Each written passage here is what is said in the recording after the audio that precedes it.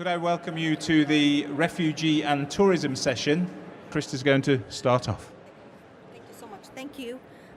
Welcome everyone. I was really pleased to see I think it was a unique session that we just came out of. Climate change, positive perspectives, smiles, positive attitudes. It's fantastic. And I don't know how many of you were at the opening ceremony this morning, but there were two very important messages that were highlighted. One, we all know responsible tourism meant making better places for people to live in and better places for people to visit. But the key message from the Secretary General of the United Nations World Tourism Organization was one of tolerance and understanding.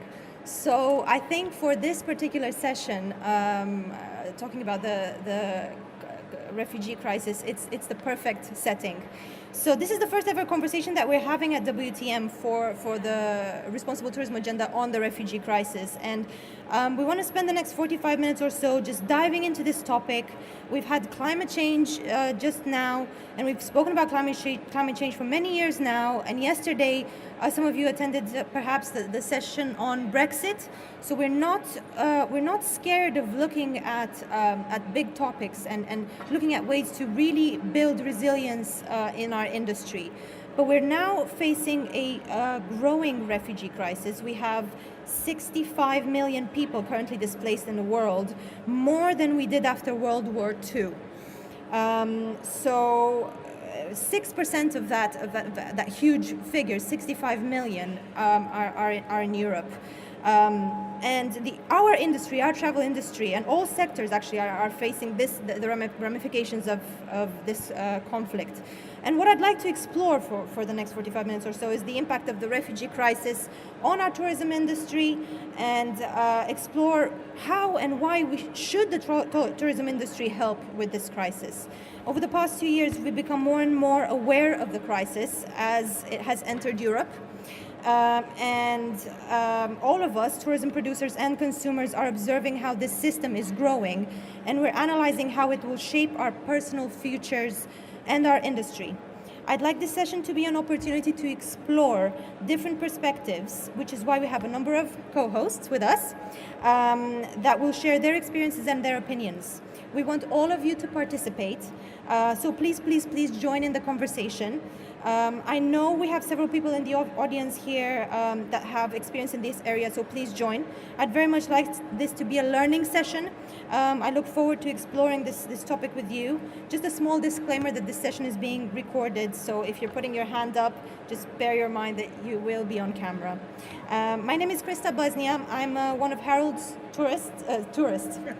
students and tourists for the Responsible Tourism Master's degree. I'm a marketing manager at Holiday Extras, and I've recently launched a responsible tourism business called Future Forward Travel, focusing on how we can better communicate responsible tourism.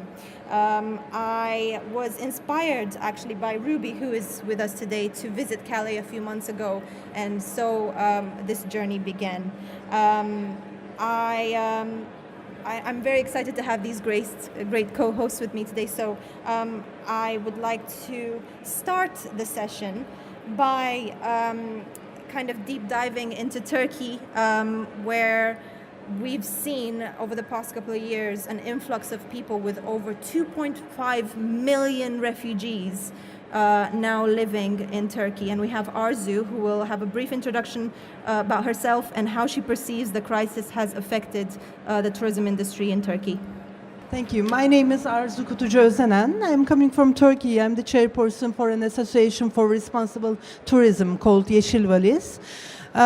We have now more than 3.5 million refugees living in Turkey, not in the camps, because we have the camps only for 250,000 refugees, and other than the camps, we have lots of refugees living all around Turkey. Looking at the refugee problem perceived by European countries, and it's quite different. It's like comparing a mouse with an elephant, in fact, because European countries, they are outsourcing the problem to Turkey. That's the thing they are doing.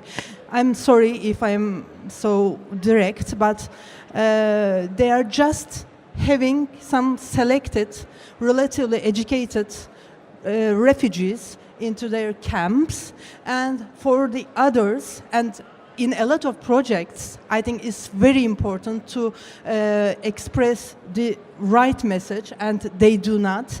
And they are just easing their consciences. I know a lot of people working for the refugees, and I respect every one of them, but I don't think it's quite like the volunteerism thing. I don't think a lot of things are being done responsibly. Today, I think we will see some videos, and after the videos, I would like to comment some more about the projects. I think it would be better that way. But I have to say that it's not the same thing when you are having 5,000 or 6,000 refugees in one of your countries. It would only add to your diversity. It will make a good, nice neighborhood of Syrians, for example, with good Syrian restaurants. It would only add the diversity of London, for example. But in Turkey, there are 2.5 million registered refugees, more than 3 million refugees right now. And the government is considering giving them constant citizenships. That would mean a demographic change. That would mean to change the sense of place in a lot of cities. And you can guess, all of you can guess, what would it mean for the tourism sector. We had a terrible tourism season this year, but not only because of the refugees. We had lots of problems. We have our hands full. Only the refugee crisis is only one of them. But I have to say that refugees are living in Turkey quite like one of us. Only we do not want, as a Turkish citizen, I'm very proud that we didn't discriminate any of the refugees. We had an open door policy, and we took all the refugees in. And there may be some human rights problems, but no more than the Turkish citizens in Turkey, I'm sorry. And also, with the refugee problem, I believe that we should concentrate on post-war solutions, not the current solutions. We have to deal with everything. We have to deal with their treatment, their well-being, their humane living conditions. But also, we would have to think, when thinking of projects, we would have to think that they need to go back to their countries, not the other way. They had to go back to their countries to live good lives when the war ends. If we keep our minds into that point, I think we would have more solutions, more innovative solutions. Is it okay if I go on after the presentations? Okay, thank you. Fantastic. Thank you very much for that detailed analysis and overview of what's happening in Turkey. We will come back to diving even more into that in a few minutes. We have with us here as well Ruby. Ruby is a young pioneer in the industry, I will call her. She has some experience from Lesbos and Thessaloniki as well, and she's connected with the Coast Cornwall Sustainable Tourism Project as well.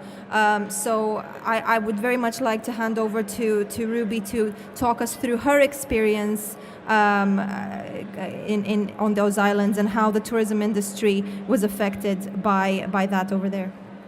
Thank you. So a year ago, I decided to go to Spain for 3 months to au pair, but after a week, I decided that teaching privileged Spanish children English for a few hours a day wasn't quite doing it. So I met up with a friend of a friend, and we went over to Lesbos for 3 months. Where we were probably some of the first volunteers on the island. There was no organisations or anything, and we spent 3 months there, and we were getting people off the boats when they came over from Turkey. We were building shelters, we were doing crowd control, food, getting dry clothes on the wet people.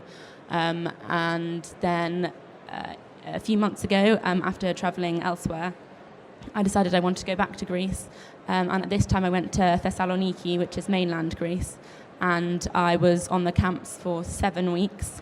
There I was with an organisation because the camps are military run now, so you can't get in as an independent volunteer and do much help. So I was there for 6 or 7 weeks, and we were doing lots of distributions and identifying vulnerable cases and such. When it comes to the tourism industry, on Lesbos, after I left really, there were quite a few Greek people, locals, who opened up their hotels or their houses to the refugees for free and fed them and housed them for however long it took them to leave the island and continue their journey to Athens. So there's a really, really positive movement on the island, and the people of Lesbos have been really amazing. In Thessaloniki, I didn't have such a close experience with the tourism there because the camp was quite outside of the city. But when we were identifying the vulnerable cases in the camp, we were trying to get the UN and the other organisations to put them into hotels while the relocation process to Europe started, because the camps are not okay places to be for anybody, but particularly for pregnant women, young children, people with disabilities. So a lot of the hotels are being filled with people that we identified as vulnerable. So I think that made quite a big difference to the industry in Thessaloniki. I think it would be very interesting for you, Ruby, to talk a little bit about the A Million Acts of Sanctuary project that has been going on in Cornwall. We're talking here about a very small community that really came together and problem solved and got together and really tried to solve problems together and come up with that unique ideas, exactly what Arzu was talking about, to actually build resilience and really truly help the crisis. Can you tell us a bit more about that, please?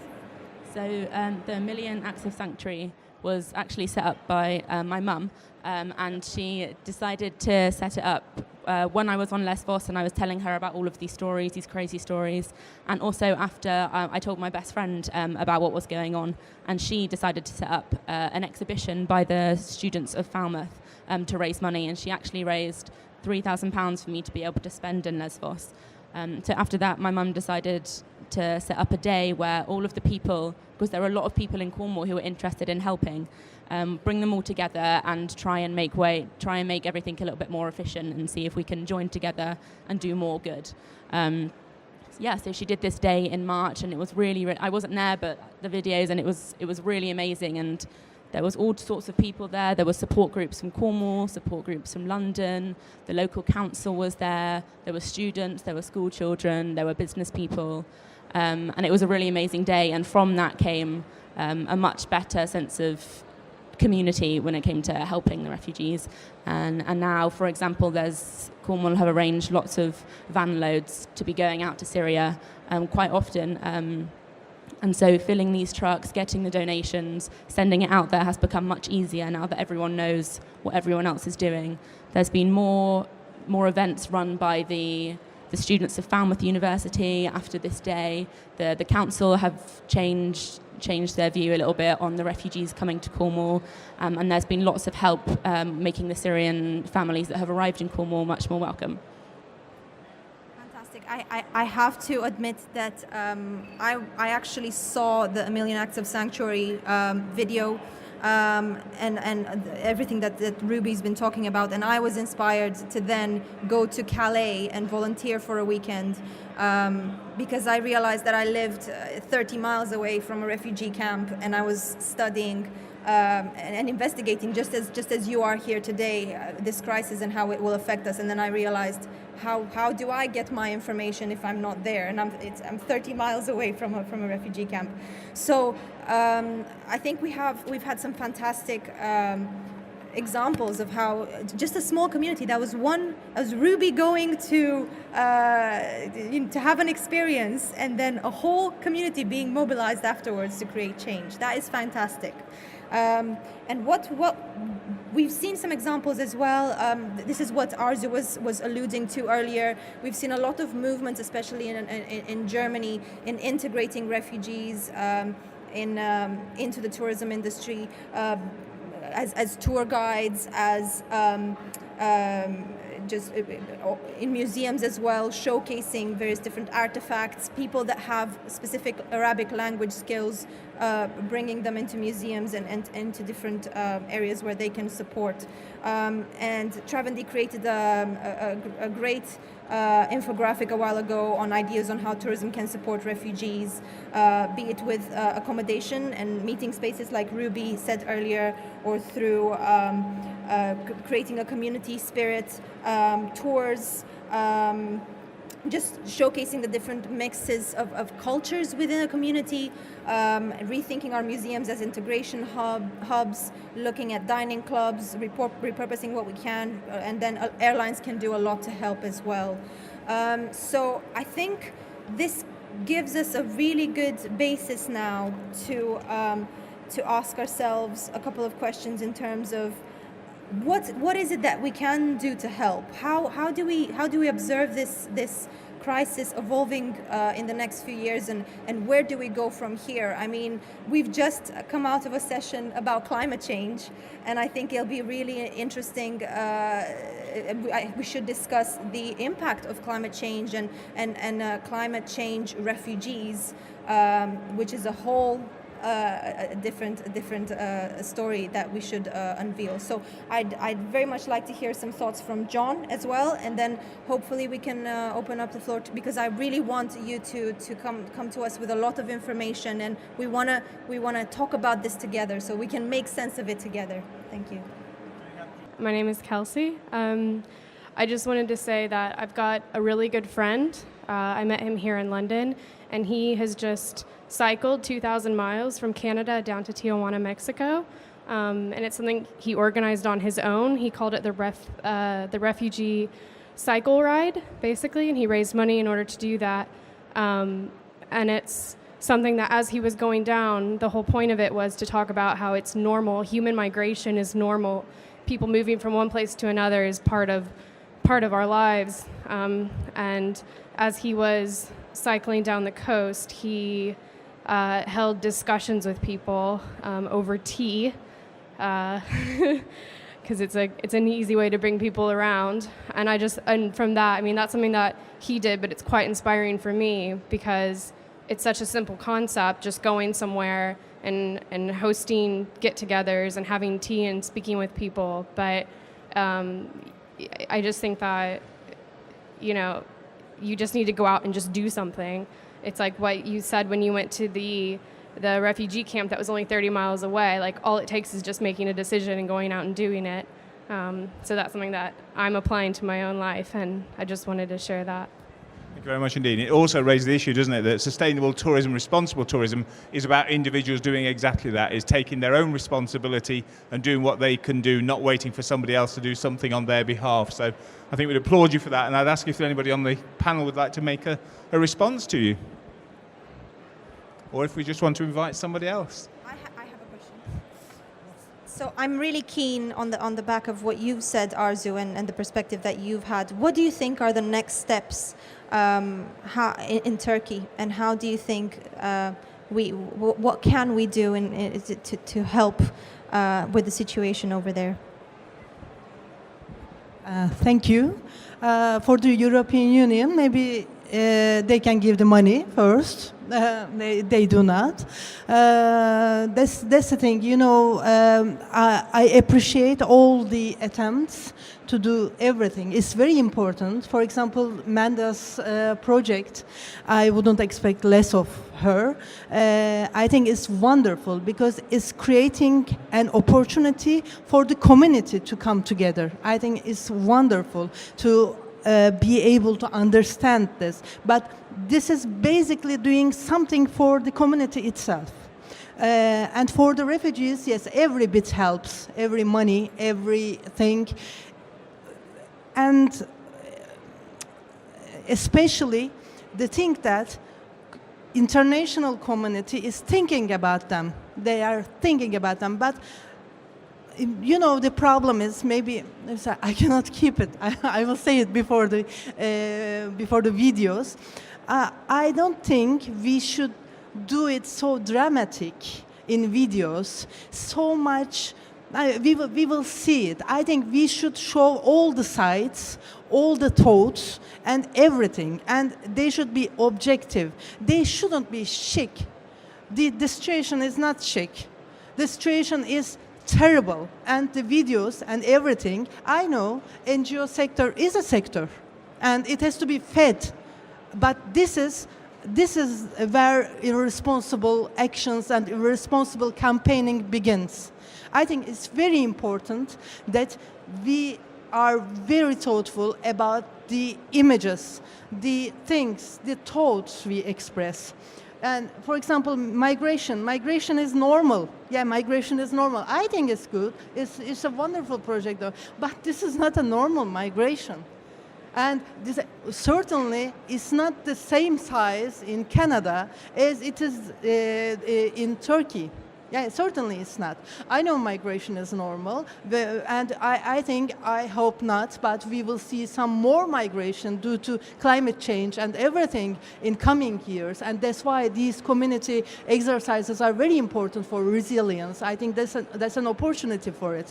But for the refugees, we have to understand that is their country, Syria, and we have to concentrate on stopping war. We cannot stop war, but we have to talk peace first.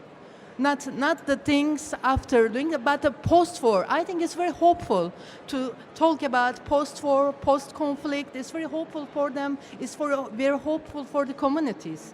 I think we have to talk like that. But I will keep the others after the videos. Not at all.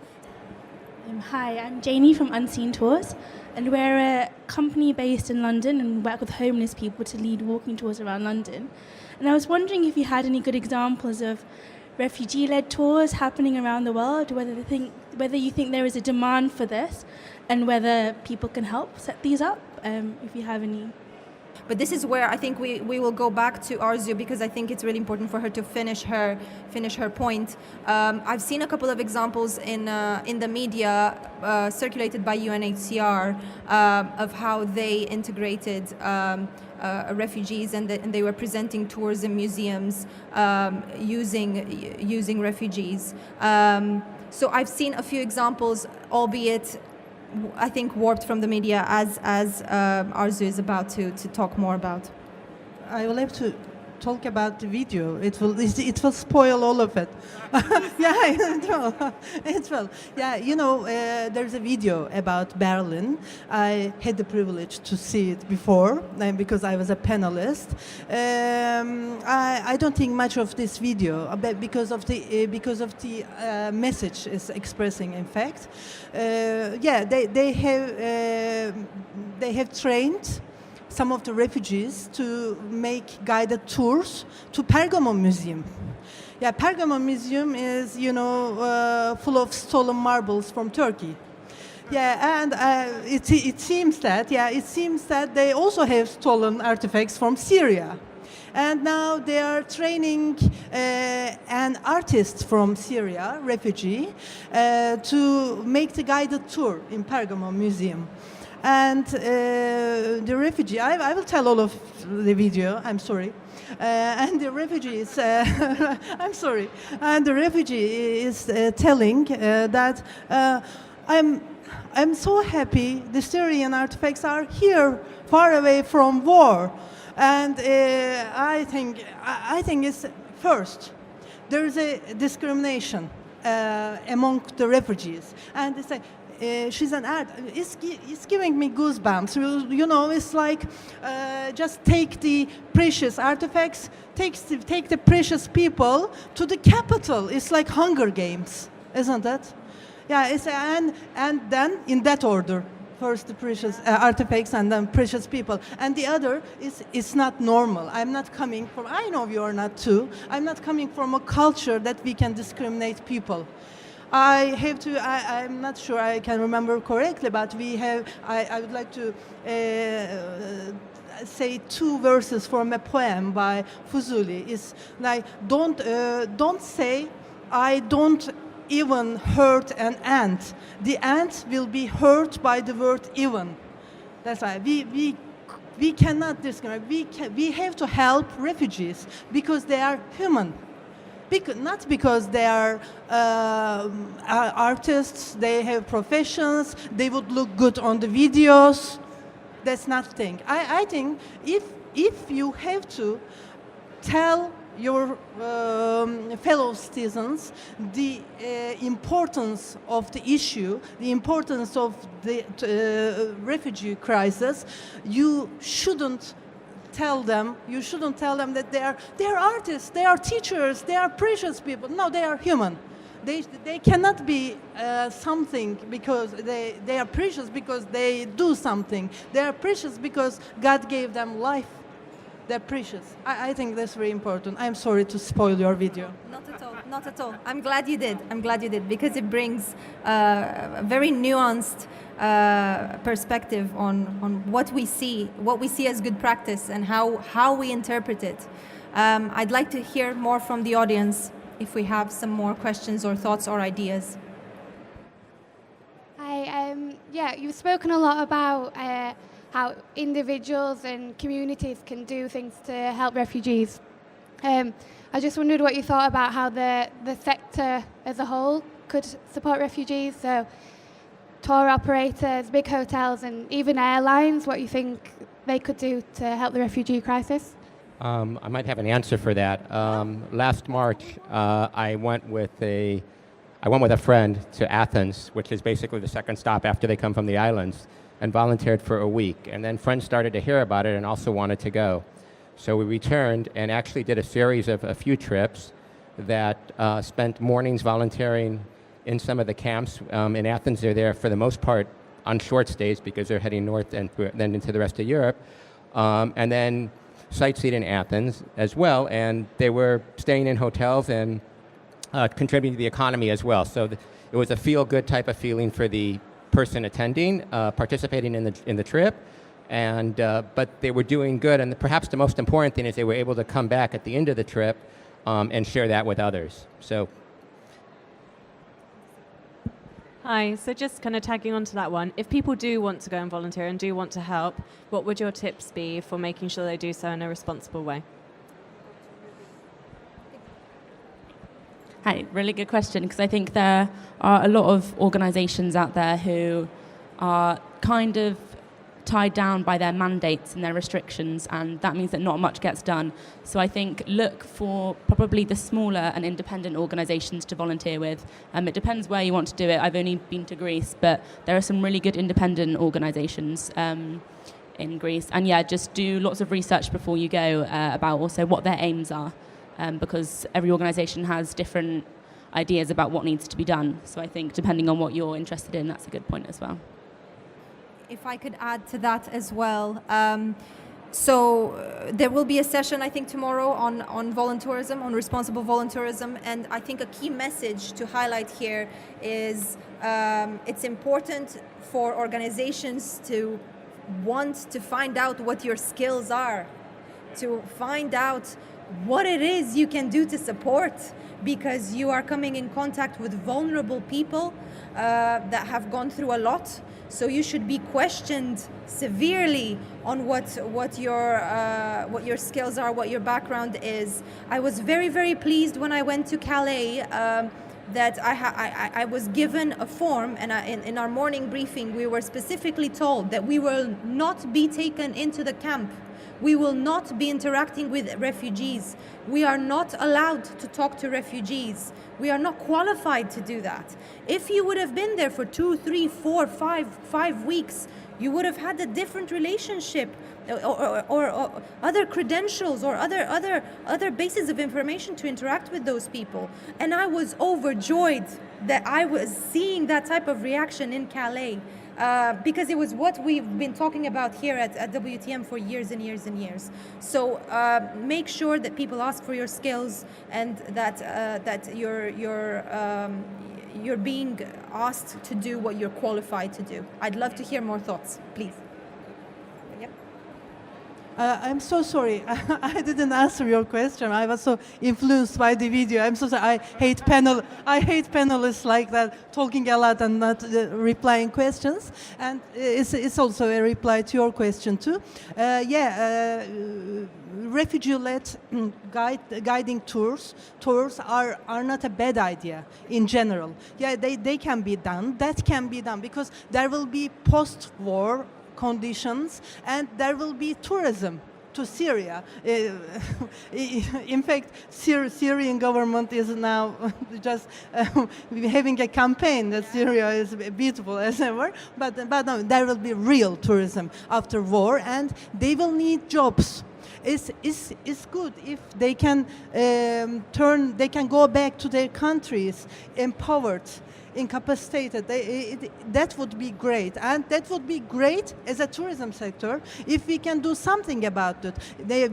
We can just train them as agencies, as outbound and inbound, and we can train them as guides because there will be a post-war economy, and I think they will make great contribution to the economy. I hope this would be a reply. Thank you. I come from Sri Lanka. I live here in UK. I know this problem. This is the problem. It's a political problem. This is a political problem. If the Western world or other countries export the weapons, the problem is still there. If you stop the war in Syria or in Egypt, you can get more tourism. The tourist people must use the influence to the politician. Thank you. Hi, my name is Anne. I wanted to just pick up on what you said. If I heard correctly, we're talking about this video, this Syrian tourism board released. Yes. Is it this video showing just 3 or 4 minutes of coastline?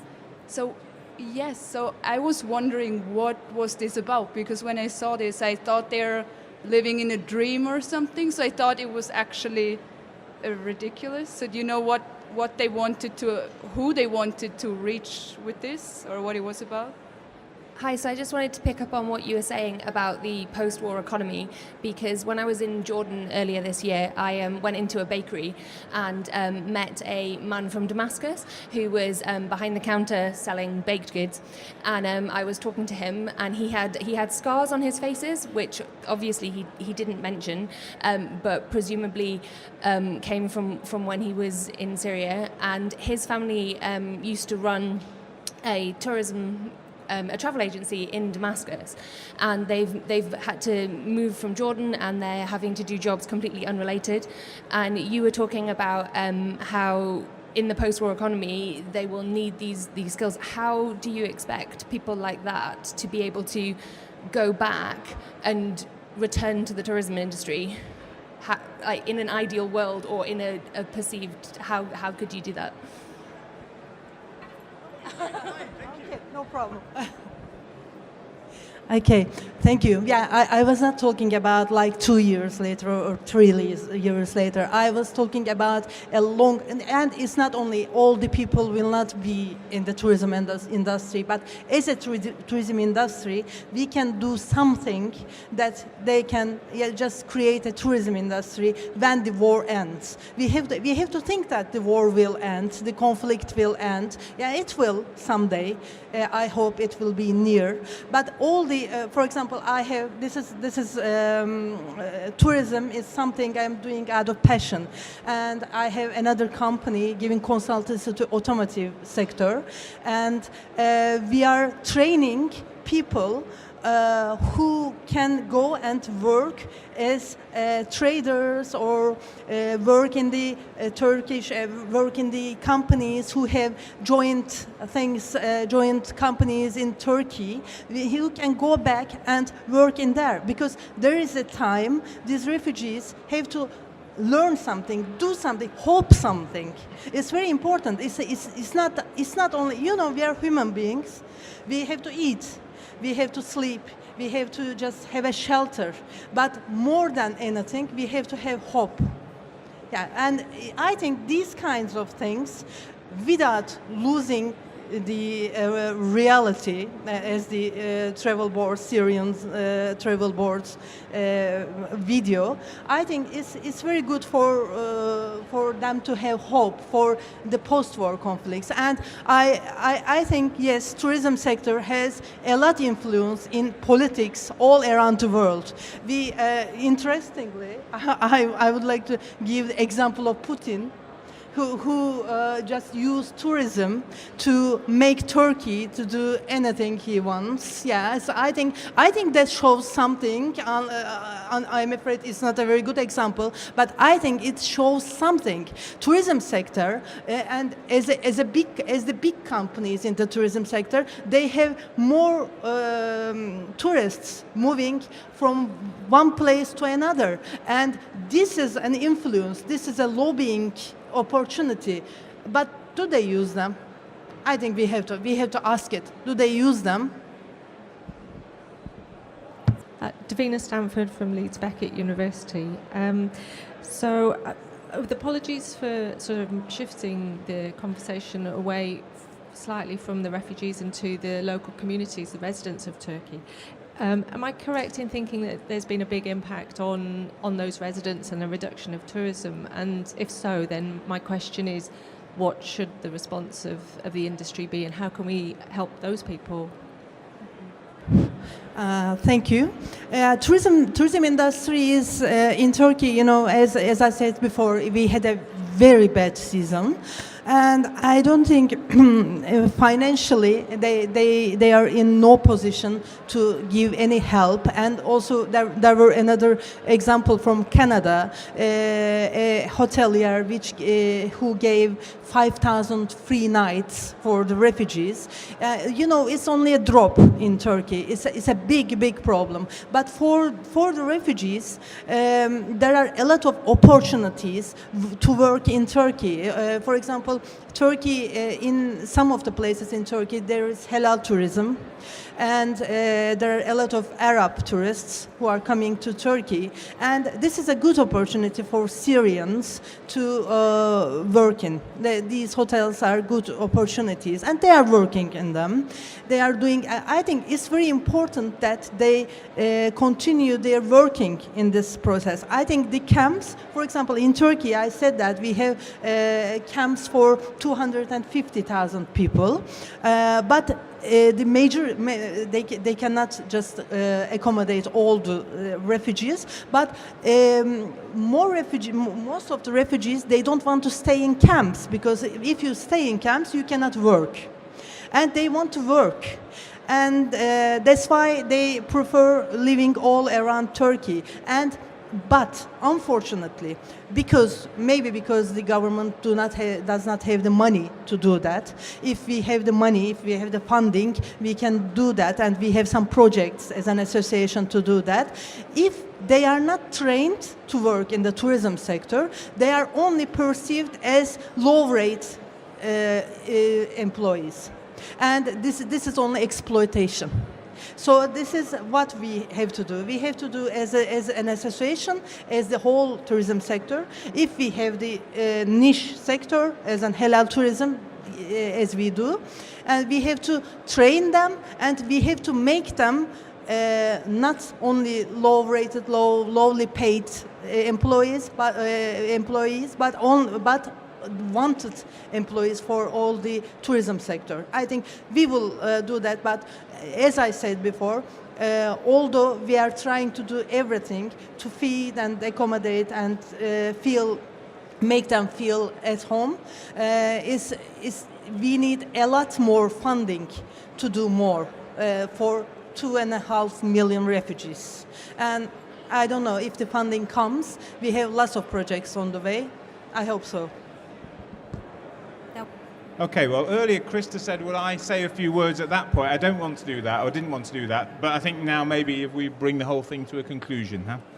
Can I follow on as well, first of all, by asking you to thank our panellists, please, and our hosts for today for coming, for contributing, and for sharing their ideas and experiences with you all. So thank you very much indeed. Krista also took away my second comment, which was going to be, if anybody's here tomorrow, We obviously have the volunteering discussion tomorrow, and it's really interesting is the approach we've taken today is a very positive one about volunteering. I think tomorrow we're going to look at the other side of the coin, the irresponsible side of volunteering.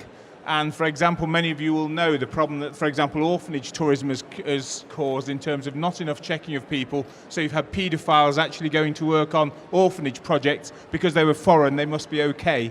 So we're going to look at those issues tomorrow. I think the third thing that always concerns me about any migration, whether it's forced migration or whether it's a voluntary migration, is it tends to take away the young people, the dynamic people, and then you think what's going to happen after the peace. If those people don't go back, what's the future for a country where some of its most resilient, most motivated young people have been lost? And the last thing I think, which is really important why we need to solve these issues as a society, as politically as well as in any other sense, is that I remember being a tourism advisor for the Palestinian Authority and visiting refugee camps where we now were in the third generation of people living in them. So they're not refugee camps in terms of temporary anymore. They're people's homes where they're born, live and die. Let's hope that doesn't happen here, in this case and so on, because that will be an absolute disaster. So thank you very much for your time, for your participation. Thank you again to our hosts, and we wish you a wonderful World Travel Market Day. Thank you.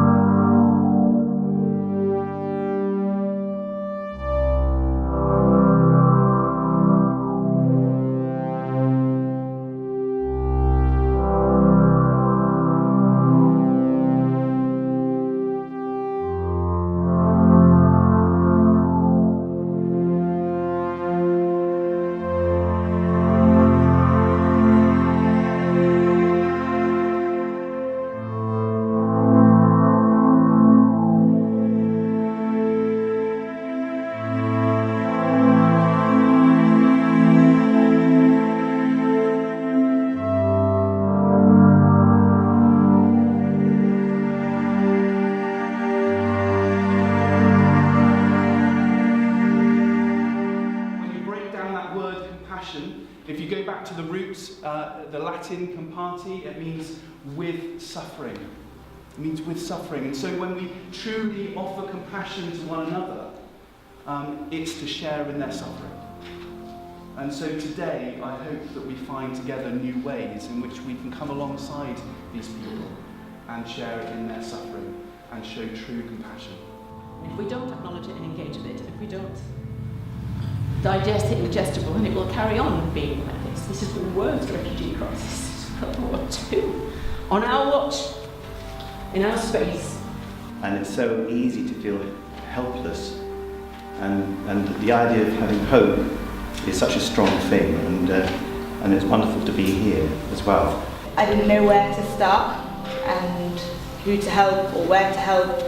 So it was one phone call in particular that I got off the phone to Ruby that I thought I really need to do something now, and we all need to do something to help. So I thought, well, we haven't really got any money, and I don't really know what to do by myself, but then on my course at Falmouth there's 150 people who really want to help as well. So I put forward the idea of maybe doing an exhibition where we all donated artwork. Sometimes it's just too overwhelming to know where to start, so I think it was a good thing that we all came together. I think today was an important event because there was a lot of people and individuals and groups who are working towards helping refugees. And it's very good to unite all these efforts. At the same time, it's a good eye-opening because everyone tells about what's happening in their major, and the other people would know and realize that there is missing a need here or something, or people wanted to get involved. I'm hoping that more people get involved as they attend this event, and I think it's happening already. A lot of people started to ask, how can we get involved, how can we help more, which is really good. The event today, I think, has been wonderful. I mean, it's been wonderful in that it felt as though I was amongst people that I'd met on the walk. All those amazing people that you come across that are doing these incredibly difficult things, either with refugees that are currently walking through, or particularly even in Israel and Palestine, where there's just constant problems. And the event today just highlighted the importance of each person being suggested that you can do something. Anyone can do something, whatever it is. I was really moved and encouraged by some of the sharing and presentation of a couple of the organizations that have been present here, but also individually the ones that I've spoken to. They seem to be very conscious and very aware of what has been happening, and that we need to respond. We are no longer in a position of saying, right, okay, this is not something for us to deal with. And I saw that there's a real commitment of wanting to do something about it beyond just the talking. And I think the testimonies that came up from various people was quite strong and moving. And if Cornwall is to receive more refugees in the future, I think it's people like the ones that we had today to actually support them and accommodating them in integrating into the Cornish sort of community. It was hard to sort of think of what to do, and today's helped me to realise that there are loads of ways that I can help without going out to Lesbos or Calais, but I can help from here, and simple things like collecting clothing or setting up events or just anything really simple. What Gandhi said, be the change you want to see in the world, and you can make a difference, whatever it is. You can, even if it's just something little, you can make a massive difference in the world. We have the chance to turn the pages over. We can write what we want to write. We gotta make ends meet before we get much older.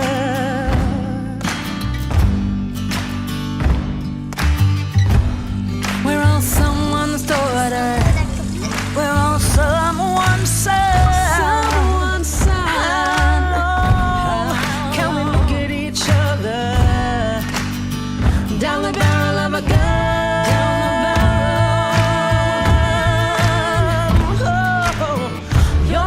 Try and understand it, make a noise and make it clear. Whoa, whoa, whoa. We're not gonna sit in silence. We're not gonna live with fear.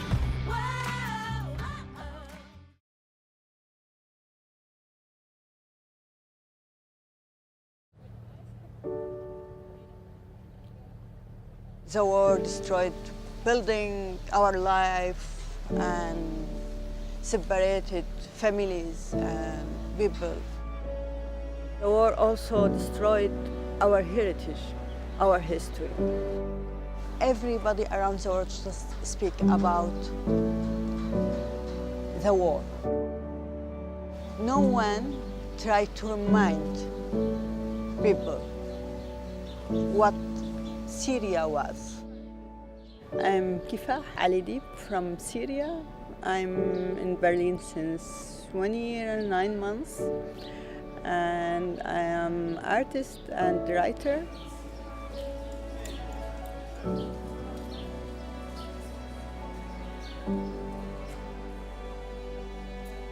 In the museum Ancient Near East where I'm working, there's many objects from Syria.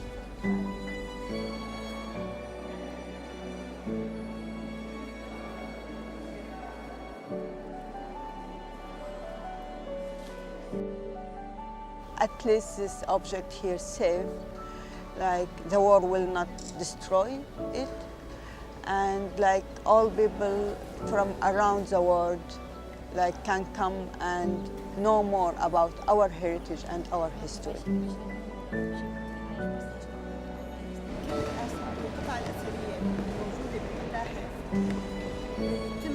You can touch this feeling, how much they miss their home and how much it's important for them to see this object.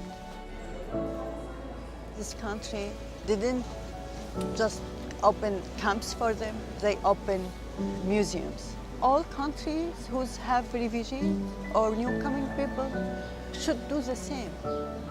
It's help, really help.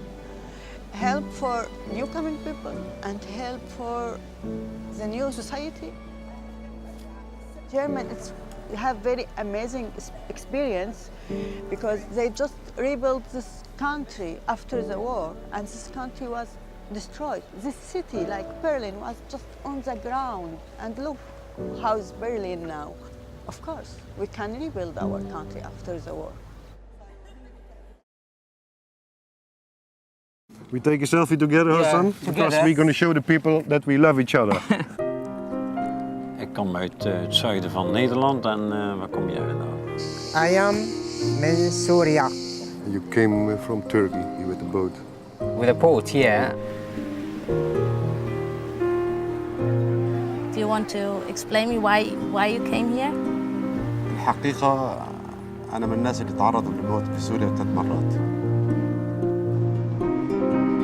I'm a tourist, and in 3 days we fly back to Germany.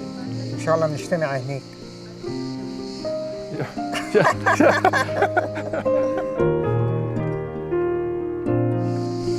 What's your favourite movie? The Hobbit. وأنت شو بتتمنى إن شاء الله؟ Ik ga morgen in het zwembad liggen. Een beetje bruin worden, net zoals jij.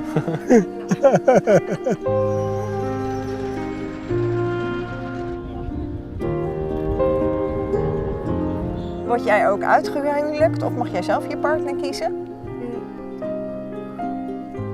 متى كانت أجمل لحظة في حياتك؟ het mooiste moment van mijn leven. شو بكون موقفه إذا كان في له جار نازح سوري؟